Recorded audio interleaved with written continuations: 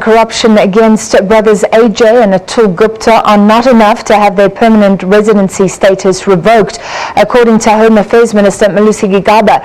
He briefed the media after confirming before Parliament's Portfolio Committee on Home Affairs that Ajay and Atul Gupta were not South African citizens.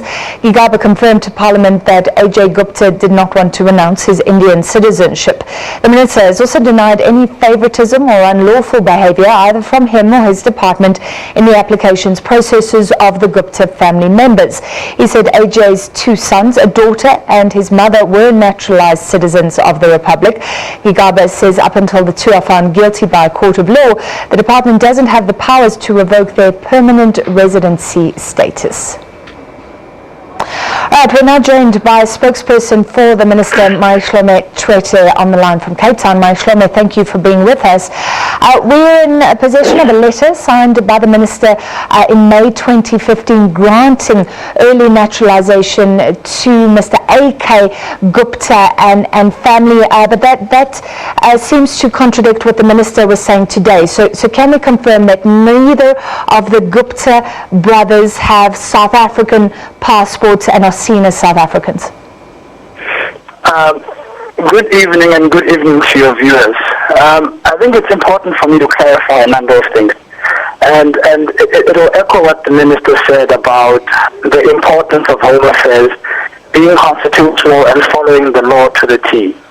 So when you say the Minister said we don't have enough to revoke the citizenship or the permanent residency of Ajay Gupta, it's not merely the Minister saying that, it's our laws of Home Affairs and our Constitution that says that. So it says before a person is revoked of permanent residency, temporary residency, or even citizenship, they need to have committed a crime. Then you can revoke citizenship. What you don't want to do is have Home Affairs act arbitrarily and revoke citizenship based on accusations. Because one day these accusations are made against the Guptas, and in the future they could be made against somebody else. And the courts could decide whether or not that person is innocent or guilty. So you don't revoke somebody's citizenship, permanent residency, temporary residency, or any other type of permit merely based on what is said about a person. That would not be constitutional. So what the Minister has said is that by all means, if the court gives us the means to revoke permanent residency of Ajay Gupta, we will do that without hesitation. What we don't want to do is have Home Affairs behaving as though it has its own ideas about who should be in the idea of documentation, even if those ideas are against the laws of our country. So all the Minister has said is that the law will be followed. Secondly, to the issue of your letter. This is the same letter that was supposedly leaked last year. And Minister's engagement in the committee today explained the process of acquiring early naturalization. When you are about the tail end of that process, you are granted citizenship on the dependency that you are going to go denounce your citizenship. So like you said in your intro, there was a dependency, there was an expectation that he would denounce his Indian citizenship. He chose not to do that, so therefore he was not granted the citizenship. As you can understand, you can't say to somebody, go denounce your Indian citizenship before we've given you citizenship. That would mean that person becomes stateless. It wouldn't be logical for us to say, for you to become a South African, even before we've given you citizenship, you must denounce your citizenship. So that individual, while he's waiting for South Africa, would be an individual who doesn't have a state. That doesn't work like that in any country in the world. So Ajay Gupta, there is no contradiction. Ajay Gupta did not want to renounce his Indian citizenship. Can you give us the status of Atul Gupta? That would be something that would have to go through proper procedures. You must also remember that the information that Home Affairs has is private information. Only in certain incidents when there are questions raised about the process followed do we go to public committees and share that information to make sure that they understand that there was no undue process that was undertaken and everything was done in accordance to the law. So that the question was about Ajay. The question was never about Atul Gupta. If somebody comes to the DG and presents accusations that Atul Gupta did not follow process. Whatever documentation he has, we will look into that. But as far as AJ is concerned, we went to the committee, we explained that the law was followed.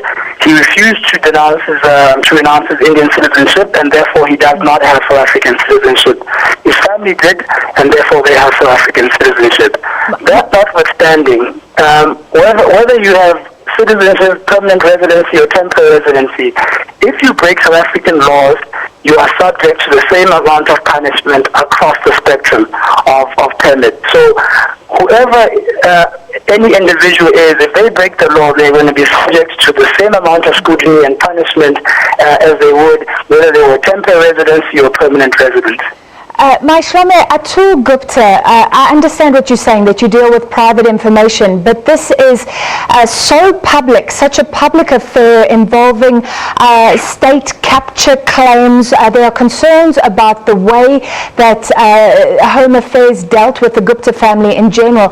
Therefore, can't you take us into your confidence as the public of South Africa and tell us about Atul Gupta? Does he have a South African passport, an ID? No, as I'm saying to you, the concern was raised around Ajay Gupta. That's why the letter that you have speaks about Ajay Gupta. It doesn't speak about Atul. That was the concern, and that was the report back that the Department of Home Affairs gave to the public committee this morning. So now we can't just arbitrarily just throw out information because it belongs to a particular person. If there's an accusation or concern about undue process that was followed, then we'll gladly look into it. But as it stands, the questions were about AJ, and we went to the public committee, the Home Affairs committee, and we explained to them that the process was followed to the T. I just want to very quickly. Just remember, I just want to make this comment. If processes are followed by the Guptas or any other family, in accordance to the Constitution, you have to grant them the right to any documents that they have the necessary requirements and they need. Home Affairs cannot decide on its own terms that in future you might be accused of being a dodgy person, therefore we're not going to give you any documents. If a person has followed our laws and applies for certain documents, it is our responsibility as a constitutional democracy to give that person the necessary document. Once they break the law, and once they're found guilty by a court of law, we will obviously take the necessary steps to revoke whatever type of documents that person has. Very quickly, there were concerns that the whole process was fast-tracked. Can you just quickly outline what the minister is saying? Is he adamant that he would give any other business people who could perhaps create jobs in South Africa the same opportunity, the same fast-tracking that the Guptas seemingly received? No, the application wasn't fast-tracked. This is a continuous repetition from some people in the media, and unfortunately it's not accurate. The first application came in 2013. It was finalized in 2015. That was not fast-tracked. And in that time, there are people of similar caliber who were also given citizenship. So there are names that were presented to Parliament of other people who are not Guptas who were also given documents on the same terms.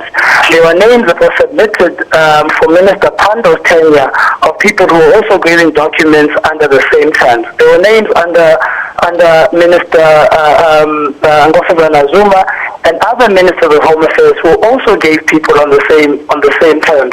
So we should be careful of not trying to make this unique to this particular family because we don't like this particular family. The reality is the law was followed to the T, and this has been done for a great deal of other people too in South Africa. All right, thank you so much for your time this evening, Mayihlome Tshwete, the spokesperson for Minister Malusi Gigaba. Now, the South African economy is improving, but analysts say this requires cautious cheer. Figures out this morning showing growth came in at 1.3% last year, exceeding National Treasury's expectations. expectation of 1% growth. Well, the last few years were tough for the economy. It was recovering from a debilitating drought amid sluggish growth. After a very wobbly start to last year, we were in contraction. The economy moved from 0% growth to 0.7%. We were waiting for the figures for the fourth quarter of last year.